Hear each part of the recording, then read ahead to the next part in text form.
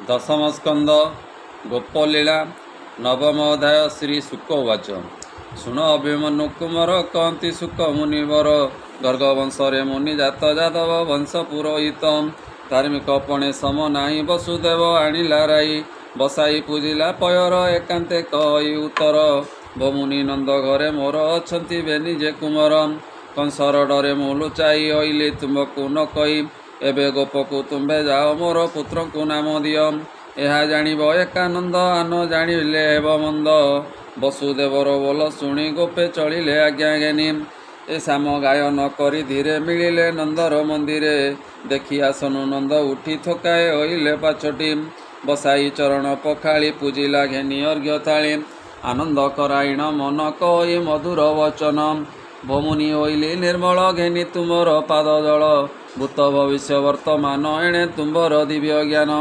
अनेक पुण्य करिथिली तेणु तो चरणे पूजिली अंतपुर को मुनि नहीं एकांते कही बसाई शुण पंडित चूड़ामणि मो घरे अछई रोहिणी वसुदेवर एत नय एबे होइला मोर पुओ नामकरण आज कर प्रसन्न होई मुनिवर क्षत्रिय स्वभावे जुकते संस्कार करिवे निजुते मुनि कहती नंद चाही एक कथा मते न जोगाए मु जदुवंश पुरोहित एक कथा जानती जगत तोहर घरे कार्य कले कंस जानिब या बोले वसुदेवर पुत्र ही पूर्वे अंबिका गले कही देवकी अष्टम गर्भर निश्चय होइला कुमर के बासी अच्छी थोई पुरोहित जे गले तई हेमंते विचारी असुर घेनाई जीव मधुपुर नहीं बानिब बेनी बाल एक कथा अनर्थर मूल शुणी बोल नंद राय भमुनि नाही तोर भये तो न जानिबे आन हेमंते अच्छी मोर स्थान कही कराई सावधान आनिला होमर विधान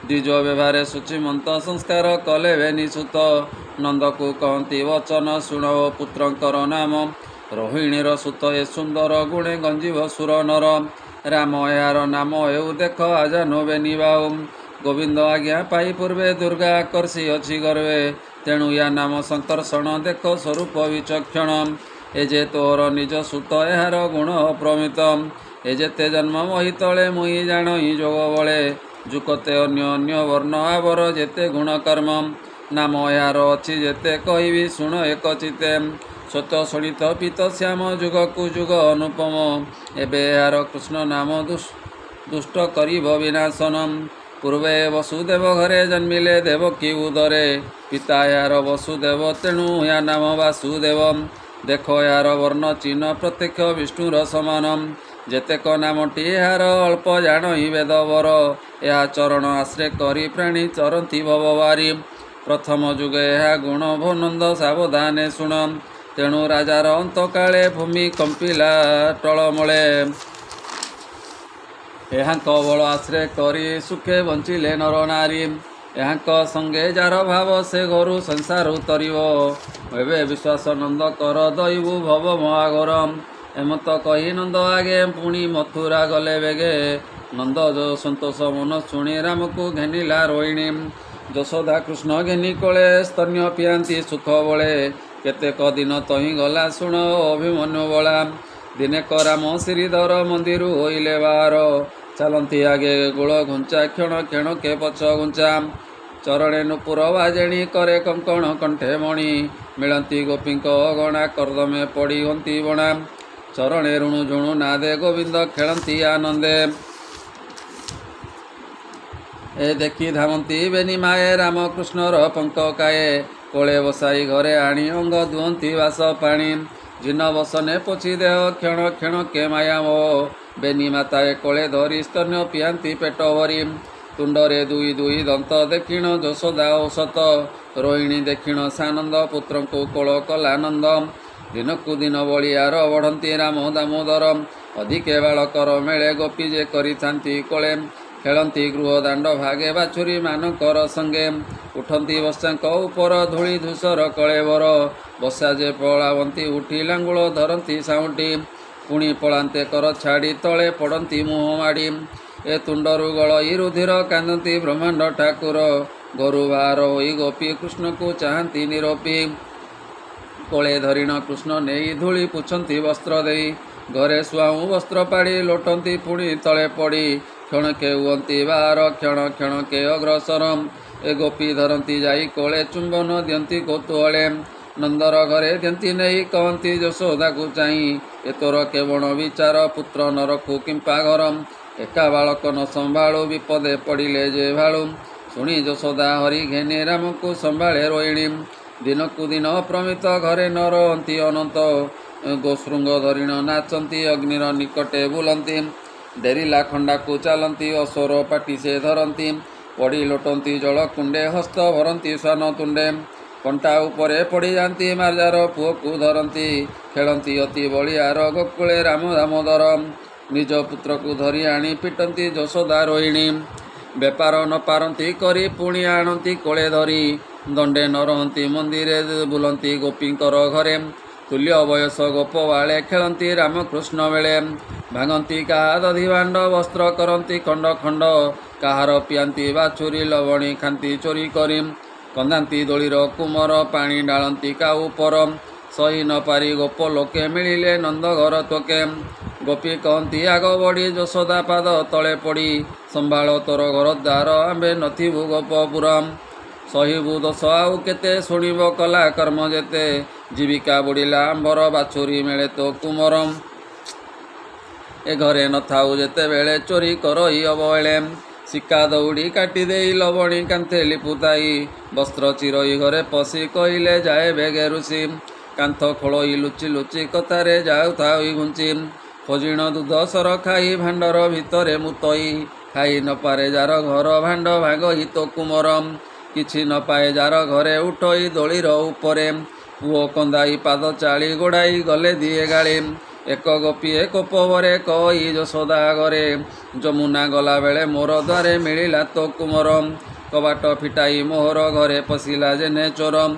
ता देखी बाहुडिली मुही को जड़ाक बाटी बाटे चाई शिकारे अच्छी मोर सर गंभीरी बढ़ाई अंधार किछि न पाई मोर घरे पशिला गंभीरी भितरे कि मंत्र जाने तोर पुओ कोटिए चंद्र जिणी देहम अंधार गला तो से केणे पुण चाहिला एणे तेणे देखिला शिला अच्छी उचेस्थ हस्त न पाइला बड़ाते रोल आनिला धातिकारे उठिला तथिर उपर सबु खाइला दूध सर तुंडरू न आसे उतर आर गोपीए होई आग कोपे कही बेगे बेग बोमात गली नीर आनी तो सुत खाइला लवणी आसी ओइली बेगे घर बसिची पिढ़ार उपर बोइला गलु एते बेल तो घरे पशिला चोर मु एबे बसी अछि जगी खाइबी आनंदरे मागी घरे पशिली बेगे मुई चाहली गलाणी पलाई पुणी गोपीए आग सरी बोइला शुण नंद राणी दिने जे मोर घरे थिला कर अंजलि प्रसारिला बोलई फुटिली मु पते लवणी दियो मोर हस्ते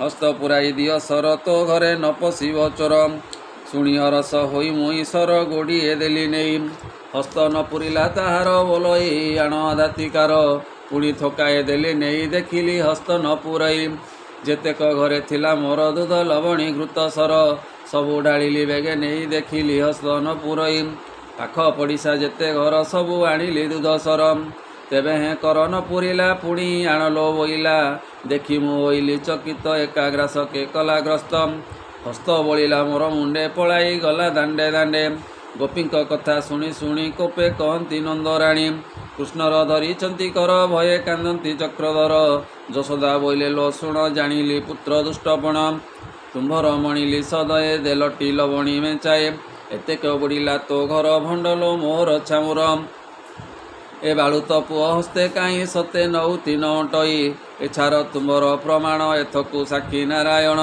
दास वत्सल भगवान चाहिले गोपींक बदन मौने होई हस हस मन होइले ऋषिकेश एमंते प्रभु पितवास गोपी होइले तार बस तक्षणे स्नेहभर होई गोपी जे कुआरे चाई नमिले यशोदा पयर रसे गले जे जागर शुण परीक्षमयी पाल शिशु चरित नंदबाल दिने जे राम बनमाली बालक मेले गले खेली सानंद क्रीडा रसे फुटी तुंडे भरिले कृष्ण माटी राम धाइले बेगे घरे कहिले यशोदा घरे शुण गो माए मो तर पाटी माटी जे खाए तो कुमरम धाई धइली बेनी हस्त मारई बोली भयचित बेगे मु छड़ाइली हस्त मोंगे माइला बहुत शुणी यशोदा बेगे धाई धइले कृष्ण कर जाई कोप नयने बेगे चाहे भये कंपति देवराय ଯଶୋଦା କୋପେ ପରଜଳି ଛାଟ ଉଞ୍ଚାଇ ଦେଇ ଗାଳି ସରଲ ବଣି ତୁ ପକାଉ କାହାର ବୋଲେ ମାଟି ଖାଉ। ଆଜ ମାରିବି ତୋତେ ଘରେ କହିବି ପିତାଙ୍କ ଛାମୁରେ। ପୁତ୍ରେ କହିଲେ ଶୁଣ ମାଏ ଭଖିଲେ ମୃତ୍ତିକା ମୁଠାଏ। ଶୁଣି ଯଶୋଦା କୋପ କରି କୃଷ୍ଣକୁ କୋପେ ଦିଅନ୍ତି ଗାଳି। ବସନ୍ତେ ବାନ୍ଧିଛନ୍ତି ହସ୍ତ ଭୟେ କମ୍ପନ୍ତି ଗୋପୀନାଥ। ଛାଟ ଆଣିଲା ବେଗ କରି କାନ୍ଦି କହନ୍ତି ନରହରି। ଏହାଙ୍କ ଘରେ ମୁଁ ଗୋ ଯାଇ ଲବଣୀ ଭଖଇ ଚୋରାଇ। ସେ ଘେନି କହୁଛନ୍ତି ଖଚ ମୋ ତୁଣ୍ଡେ ଦେଖ ଗୋ ପ୍ରତ୍ୟକ୍ଷ। ଏ ବଳଦେବ ହିଁ ମୋତେ ରୁଚି ତୋ ଆଗେ କହିଲେ ଗୋ ଆସି। ମୁଁ ତୁଣ୍ଡେ ଭରିଥିଲେ ମାଟି ତେବେ ସିନା ଛାଟ ପିଟି। ହସ୍ତରୁ ଛାଟ ବେଗେ ପକା ମାତା କହିଲେ ତୁଣ୍ଡ ଦେଖା। ଶୁଣି ସାନନ୍ଦ ଚକ୍ରଧର ବିସ୍ତାରି ଦେଖାନ୍ତି ଅଧର। ତକ୍ଷଣେ ବେନି ପାଟି ଧରି ତୁଣ୍ଡେ ଚାହିଁଲେ ନନ୍ଦ ନାରୀ। ଦେଖ ଅଶେଷ ବ୍ରହ୍ମାଣ୍ଡ ଶପଥ ମହି ନବଖଣ୍ଡ। ସ୍ଥଳ ସାଗର ମହି ଧର ଶଶୀ ନକ୍ଷତ୍ର ଦିବାକର। ଦିଗ ଆକାଶ ଅନ୍ତରାଳେ ଗ୍ରହ ପବନ ମେଘମାଳେ। ସ୍ଥାବର ଆଦି ସର୍ବଜନ୍ତୁ ଏହି ସଂସାରେ ଯେତେ ତୁମ। ଗୃହ ପାଟଣାପୁର ଗ୍ରାମ ନଦୀ ପର୍ବତ ଗରବନ। ମଥୁରାପୁର ଆଦି କରି ଗୋପ ନଗର ନର ନାରୀ। ବାଳକ ମେଳେ ନନ୍ଦ ଘରେ କୃଷ୍ଣକୁ ଧରିଛନ୍ତି କୋଳେ। ଏ ରୋହିଣୀଛନ୍ତି ରାମ ଘେନି ସ୍ତୁତି କରନ୍ତି ସୁରମୁନି। ଦେଖି ଚକିତ ନନ୍ଦ ରାଣୀ ମୂର୍ଚ୍ଛିତେ ପଡ଼ିଲେ ଧରଣୀ। ପୁଣି କ୍ଷଣକେ ପାଇ ଜ୍ଞାନ କହି ଦେଖିଲି ସପନ। କେଉଁ ଦେବତା ମାୟା କଲା ମୋହର ମନକୁ ମୋହିଲା। କିଏ ବା ହୋଇଲି ଯେ ବାଇ ଜ୍ଞାନ ହାରିଲି ଗର୍ଭ ଚାହିଁ। ଜଗତ ଦେଖିଲି ଯେ ଗର୍ଭେ ଏକି ଅନନ୍ତ ପଦ୍ମନାଭେ। ସିଦ୍ଧ ପୁରୁଷ କିବା ଜାତ ଏହାକୁ ବୋଲଇ ମୁଁ ସୁତ। କିବା ଡାକିନି ମାୟା କଲା ଗର୍ଭେ ତ ହେମନ୍ତ ଦେଖିଲା। ନପୁଣ ପଡ଼ଇ ଆପଦ ଶୋକେ ଯଶୋଦା ଗଦ ଗଦ। ଏତ ନୁହଁ ଭଲ ଚିହ୍ନ ମୋହର ମନ ଛନ୍ନ ଛନ୍ନ। ଏତେ ବିଚାରି କଲା ଭୟ ମାୟା ମୋହିଲେ ଦେବରାୟ। ତକ୍ଷଣେ କୃଷ୍ଣ କଲା କୋଳେ ନମଇ ଦଶ ଦିଗ ପାଳେ। ଜୟ ଚଣ୍ଡିକା ଗୋ ମଙ୍ଗଳା ରଖ ମୋ ଏକଇର ବଳା। ଗଜବଦନ କ୍ଷେତ୍ରପାଳ ବଳି ମୁଁ ଦେବ ଇଚ୍ଛାଗଳ। ନମଇ ଗୋବିନ୍ଦର ପାଏ ରିଷ୍ଟ ଖଣ୍ଡିବା ମୋ ତନୟେ। ଏମନ୍ତ କହି କୃଷ୍ଣ ଘେନି ଘରେ ମିଳିଲା ନନ୍ଦରାଣୀ। ଗୋରଜ କୃଷ୍ଣ ଅଙ୍ଗେ ବୋଳି ଅନେକ କଲା ନେଉଛାଳି। ଗୋପୀଙ୍କି କଲା ସନମାନ ବ୍ରାହ୍ମଣେ ଦେଲା ମିଷ୍ଟର୍ଣ୍ଣ। ସ୍ତନ୍ୟ ପିଆଇ କୋଳେ ଧରି ନିଦ୍ରା କରାଇଲା ମୁରାରୀ। ବୋଲେ ପରୀକ୍ଷ ସୁଖେ ଚାହେଁ ତୋହର ନିସ୍ତରିଲି ମୁଇଁ। ନନ୍ଦ ଯଶୋଦାଙ୍କର ତପ ଭବୁନି କହିବା ସ୍ୱରୂପ। ଯାହାର ନାମ ହୃଦେ ଘେନି ସଂସାରୁ ତରୁଛନ୍ତି ପ୍ରାଣୀ। ତପେ ବିଧାତା ନ ଦେଖଇ ଯା ନାମ ଈଶ୍ୱର ଜପଇ। ଦେବେ ନ ଜାଣନ୍ତି ଯାହାକୁ କେମନ୍ତେ ପ୍ରସନ୍ନ ନନ୍ଦକୁ। ଯଶୋଦା କଲା କେତେ ଭାଗ୍ୟ ତାହାର କୋଳେ ପଦ୍ମନାଭ। ଗର୍ଭେ ଧଇଲା 10 ମାସ ଦେବକୀ ହୋଇଲା ନିରାଶ। କହିବା ମୋତେ ମୁନିବର ନିର୍ମଳ ହେଉ ମୋ ଶରୀର। ମୁନି କହନ୍ତି ତାହା ଶୁଣି ହରି ଚରିତ ମନେ ଗୁଣି। ଶୁଣ ରାଜନ ହରି କଥା ଆଦି ସୃଷ୍ଟି କାଳେ ବିଧାତା। ଅଷ୍ଟବସୁଙ୍କୁ ଜାତ କଲା ଜଣ ଜଣକେ ନାମ ଦେଲା। ପୁତ୍ରଙ୍କ ମଧ୍ୟରେ ସାଧୁ ଧୀର ଦ୍ରୋଣ ବସୁ ନାମ ଯାହାର। ପତ୍ନୀର ନାମ ତାରା ଧୀରା ତୁଲ୍ୟ ନୁହଁ ଅପସରା। ଏ ପୁତ୍ର ବଧୂକୁ ଡାକି ଧୀରେ ଆଦେଶ ଦେଲା ବେଦବରେ। ବେଦ ପ୍ରମାଣେ ସୃଷ୍ଟି କର ସଂସାର ହୋଇବ ତୁମ୍ଭର। ଶୁଣି ଯୋଡ଼ିଲେ ବେନି କର ବୋଲନ୍ତି ମଧୁର ବଚନ। କହନ୍ତି ଶିରେ କର ଦେଇ ଭୋତାତ ତେଣେ କାର୍ଯ୍ୟ ନାହିଁ। ଆମ୍ଭର ଚିତ ପ୍ରମାଦେ ଭକ୍ତି ଯେ ହେଉ କୃଷ୍ଣ ପାଦେ। ଏ ତେବେ କରିବୁ ତୋ ବଚନ ଭୋତାତ ହୋଇବ ପ୍ରସନ୍ନ। ସନ୍ତୋଷ ହେଲେ ପ୍ରଜାପତି ଗୋବିନ୍ଦେ ରହୁ ତୋର ମତି। ହରିଙ୍କୁ ତପ ବଳେ ପାଇ ପାଳନ୍ତି ପିତା ମାତା ହୋଇ। ଶୁଣି ସୁଜନେ ହରିବାଣୀ ନିର୍ମଳ ହୁଅ ମନେ ଗୁଣି। ଏଥକୁ ହୁଅ ଦୃଢ଼ ଚିତ୍ତ କହି ବିପ୍ର ଜଗନ୍ନାଥ। ଇତି ଶ୍ରୀମଦ୍ଭାଗବତେ ମହାପୁରାଣେ ପାରମହଂସ୍ୟାଂ ସହିତାଂ 82 ଦଶମ ସ୍କନ୍ଧେ ନନ୍ଦ ଯଶୋଦା ସ୍ୱରୂପ ବର୍ଣ୍ଣନେ ନାମ ନବମୋऽଧ୍ୟାୟ। ବୋଲାନନ୍ଦେ କବାର ହରି ହରି ବୋଲ।